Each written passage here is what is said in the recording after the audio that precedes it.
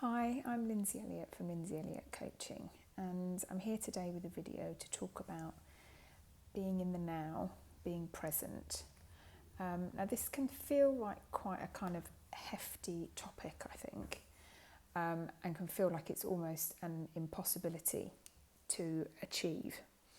And I think probably it is. I think probably it's impossible for us as human beings to be present all of the time. I'm not saying that there aren't some human beings that are able to do this. I'm sure there are. But for the vast majority of us, our attention is continually kind of pulled up into the mind, usually. In fact, almost always are pulled into our emotions.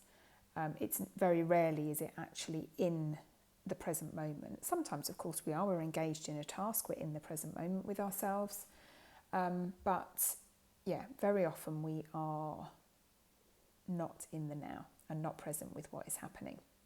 So I'm going to do something slightly different to my normal videos today. I'm actually going to read something from a really beautiful book that I came across a few months ago and then just talk around it a little bit. So yeah, if you enjoy this style of video, then please do give the video a like and a thumbs up. And please, if you haven't already subscribed to the channel, I'd love it if you'd consider subscribing, so that you know when I release new videos. And yeah, I really hope that this is helpful, maybe inspirational from the writing that I'm going to read, and yeah, that you enjoy it. So the book that I'm going to read from, it will be backwards. I will link it in the description box, but it's Inward by Yung Pueblo. That's actually his a pen name, but it's a really, he's got 4 books now, I think, and they're all incredibly beautiful and I highly recommend them. So he writes, heaviness comes from hanging on tightly to emotions that were always meant to be ephemeral. It is not easy to let go, especially when all we know is attachment. We want things to last forever, and we turn difficult moments into long-lasting pain simply because we have not learned to let go. We have not learned that the beauty of living comes from the movement of change. Letting go does not mean that we forget, and it does not mean that we give up.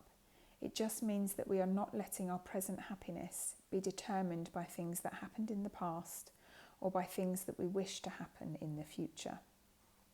So what I really love about this passage is that I think it speaks so much to the fact that when we are actually in the present moment, even if that present moment is difficult, there's usually a sense that we are okay, that we are able to cope, that this is, even if we're in real distress, if we're actually present with it, if the mind isn't going off and innocently projecting into the future about how it's always going to be like this, or we're always going to be in this distress, or something terrible is going to happen, if we're actually in the present moment with it, we can usually handle anything. But what I like about this is that it's pointing us to the fact that it's only ever really a mind that is going to talk about the future. It's only ever a mind that can talk about the future or talk about the past, and that can pull our attention away from the present moment into either the past or the future. Sorry, my dog's just barking. I hope that isn't too loud. And if we can see that the vast majority of our suffering comes from the fact that we are not present here now, and that if we can notice when our mind has innocently started to jump into the future about what might happen, about what the future is going to hold, about how we're going to get something or we're not going to get something, or what happens if something terrible happens, or if it's innocently going back into the past and, as he says so beautifully here, making something into long-lasting pain simply because we can't let go. So dragging our past with us. And that's not to say, as he says here so beautifully, that doesn't mean that we have to forget. It doesn't even mean that we have to forgive. It's just that it's only really us that is suffering when we are dragging our past into our present moment and then innocently dragging it into the future.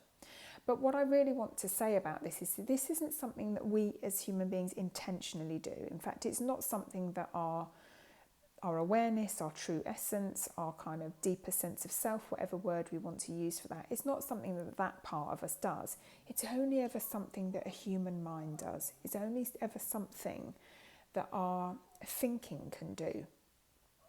because time, actual time, the reality of actual time is that we've only ever got this moment, and then this moment, and then this moment. It's only ever our mind that can call it future, or call it past, or call it yesterday, or call it tomorrow. These things don't actually exist in reality. They only exist in our minds. And that can be so helpful. I find it so helpful to remember that, particularly if we're suffering with something, that the mind might try to drag it into the future and say to us, it's always going to be like this. Or it might want to drag it from the past and say, remember when that terrible thing happened, and now you're so broken because of that, or now you're so damaged because of that, or this means that the future is going to be a certain way. I mean, I love it when a mind does that. It brings the future, the past, all the way into the future. So it's literally talking to itself about a time that doesn't exist. But if we're in some suffering with that, what we can know is that we have no idea what the future is going to hold. Absolutely, we have no idea when this feeling is going to change, when this circumstance is going to change, when this problem is going to change, when we're going to feel differently. But as he also writes about in here, and what I think he points to, is that when he says the beauty of living comes from the movement of change. And this is something that we can 100% rely on. So even if our present moment is feeling difficult, we can 100% rely on the fact that change is built into the human design. It is built into the very fabric of life. It is built into our reality. It is built into our experience. And it's only ever a mind that can talk about the past and talk about the future and say that something hasn't changed, or isn't going to change, or is never going to change, or that will talk about change in any way. Into the very fabric of life, change is built, because our experience is continually flowing. Thought and feeling is continually flowing. The mind is continually narrating. Our emotions, the sensations, everything in our experience is continually moving. Our body is continually changing. The weather's continually changing. There just isn't anything that is standing still and staying the same. And so this is one of the most, or for me, one of the most important things, was when I got out of my head and realised that it was only a mind that really kind of narrates that this isn't changing, this isn't moving, this is going to stay around forever, this is good, this is how you felt yesterday, it's how you're going to feel tomorrow. When I realised that all of that was simply a narration, not telling me the truth about life, not telling me the truth about myself, and when I really saw this so deeply, that change is absolutely inherent. There's nothing that I have to do, there's nothing that you have to do, there's nothing that any of us have to do to create change in our experience, because it's going to change, 100% is going to change. And that's why I really love this passage, because I think it brings those two things together when we're suffering. So just to sum up really, that when he says the heaviness comes from hanging on tightly to emotions, so that heaviness in life, I think, comes from believing our minds and believing our thinking and believing that it's telling us the truth about things. But when we can see that it's only ever a mind that's going to talk about time, future, past, now. We are only ever in the now. We're always in the now, even though we kind of really want to lots of us go around trying to meditate or practice mindfulness in order to pull ourselves into the present. But in fact, we're always in the now. It's just sometimes we get lost in a mind that's pretending it's in the future or the past. So when we can know, I'll just sum up again. It's only ever a mind that's going to talk about the past or the future. We're always in the now, and that change is absolutely inbuilt.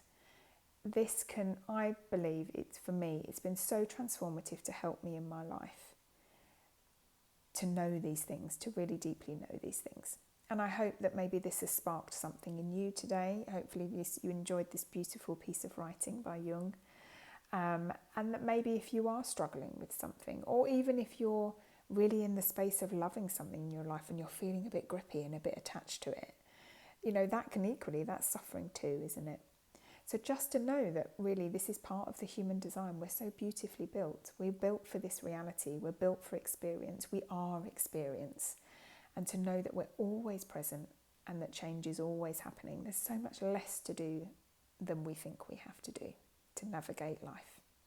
So I hope this has been helpful. If it has, please do leave me a comment or share it with someone or give it a thumbs up and a like, and I'll see you again soon. Thank you so much for watching. Bye.